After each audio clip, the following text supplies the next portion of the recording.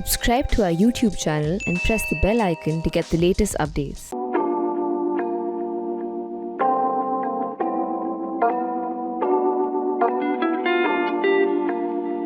In some very early preliminary research, scientists have identified some key genes and genetic markers that influence the timing of onset of menopause and ovarian aging in women. The findings are quite important because more and more women are choosing to have children later in life, and this comes with its own accompanying health risks. A lot of such risks are associated with the genetic integrity of the female egg, how well it holds genetic information, and how well an egg cell develops in the first place. The findings from this research shows that there are some genes which are responsible for determining the time of menopause or the end of a woman's reproductive life. It turns out that there are multiple ways in which a woman's reproductive life could actually be extended, and this could in fact benefit women's bone health and lower their risk of diabetes later. The findings from this research will prove very useful in future targeted health therapies as well as assisted fertility or conception treatments like IVF.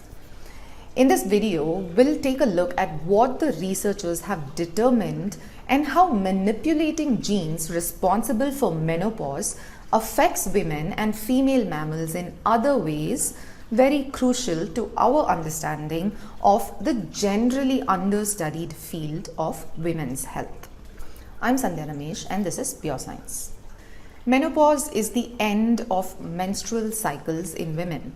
It is diagnosed after 12 months without a period, and it is accompanied by large drops in the production of the hormones estrogen and progesterone. Typically, women experience menopause in their 40s or 50s, and it is not a very pleasant process for most women. The physical symptoms are painful and irritating. They can affect a woman's daily mood, her health, her mental health, her lifestyle, and her general quality of life. Some symptoms we typically tend to be familiar with are things like hot flashes, but there are also other things like pain in the joints, pain in breasts, palpitation, dizziness, skin irritation, night sweats, the need to urinate more during the day, all kinds of disruption in sleep patterns, increased anxiety, irritability, mood swings, cognitive effects like loss of memory, increase in the risk of cardiovascular disease and osteoporosis, loss of libido, and just so much more. Menopause occurs naturally, biologically, but it can also occur when women undergo oophorectomy or the removal of ovaries due to a risk of cancer or because of cancer. In fact, menopause can also be induced by chemotherapy and radiation. If women undergo hysterectomy or the removal of the uterus, they can experience menopause earlier in life. And the onset of menopause is of course accelerated by lifestyle habits like smoking and drinking. Menopause doesn't just occur overnight, it's a process that spans years. It starts off by lengthening of the time period between two consecutive periods. Then there are a number of other symptoms as well. There are tests to diagnose the onset of menopause such as the Green Climacteric Scale or the Menopause Rating Meter. The process typically occurs in three major phases. There is premenopause, which is the few years just before the last period, where levels of hormones like the sex hormone estradiol start falling and periods start becoming irregular. Perimenopause, the perimeter of menopause, is the few years just before menopause where estrogen levels start swinging wildly and symptoms like hot flashes start to appear. And then there is postmenopause, which is 12 months after the last period in a woman who still has her ovaries and her uterus. Menopause and the process, the period of pre and perimenopause, can actually be extremely painful, uncomfortable, debilitating, and mentally and emotionally crippling for women due to the erratic levels of hormones in the body. While it is a normal biological process that most women are able to deal with without treatment, some do undergo treatment to ease their symptoms. Women who have had their ovaries removed also sometimes need medical treatment if necessary, and that treatment, which is helpful, is hormone replacement therapy.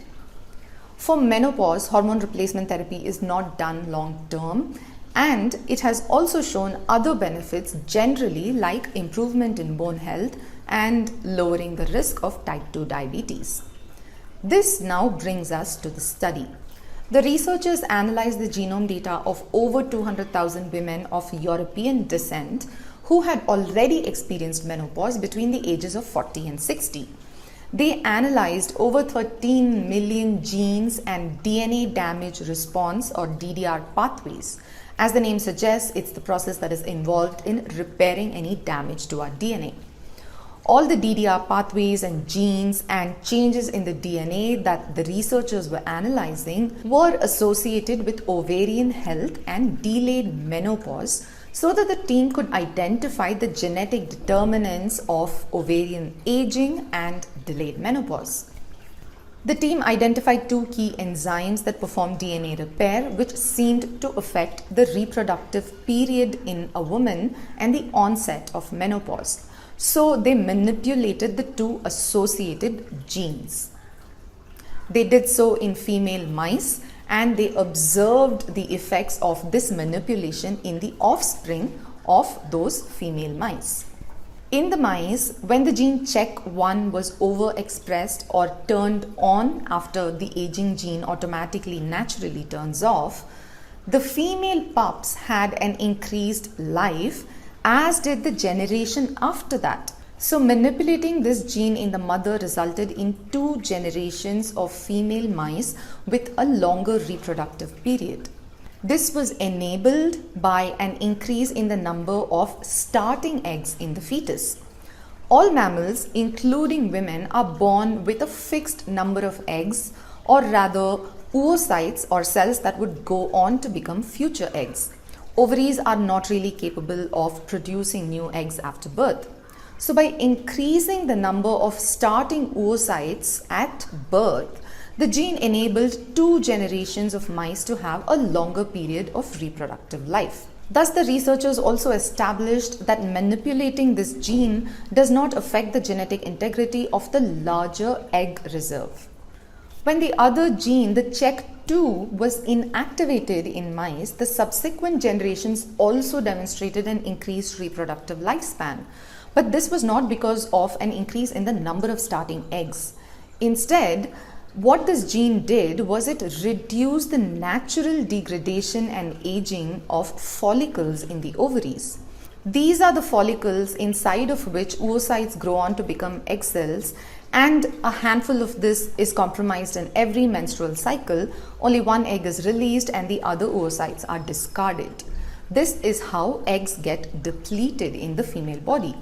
When natural degradation of these follicles was reduced, the follicle was healthier and it was more efficient at producing an egg cell, and thus it reduced the rate of depletion of eggs, thus extending the reproductive life in mice.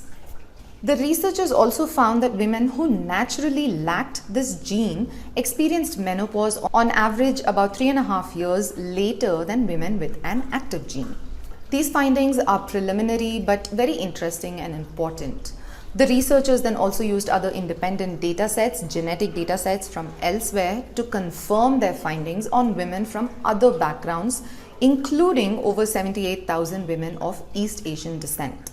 One of the biggest physiological disadvantage for women's lives and careers everywhere is that no matter how many strides the field of health and medicine make, no matter how many years we've now advanced our lifespan by, the age of onset of menopause has remained pretty consistent from between the ages of 47 years to about 52 years in most women globally.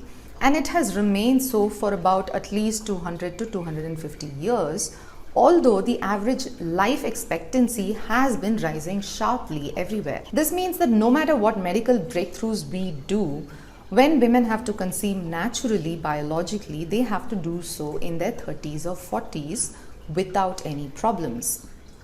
Biologically, pregnancies after the age of 35 climb steeply in risk for both the mother and the fetus. One of the most common causes for miscarriages in the first trimester, which in itself is much more common than people think, is genetic abnormalities in the fetus. Fetuses who survive tend to be born with conditions like Down syndrome, where a person has an extra chromosome. This genetic defect increases the risk of a whole host of other diseases and typically always results in early death.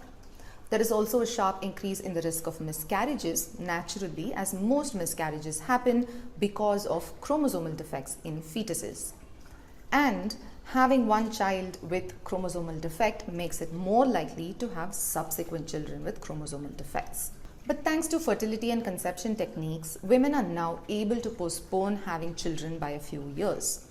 However, these therapies are extremely expensive and not always successful. Many other alternatives too, like egg preservation, has just about 6% success rate and can be painfully invasive. Now, these findings, preliminary in nature, can play a key role in enabling better and more successful therapies in the future. The researchers found that inactivating the CHEK2 gene results in improved ovarian function as the eggs last longer, suggesting a potential therapeutic target for women undergoing IVF treatment. But there are more than reproductive benefits as well.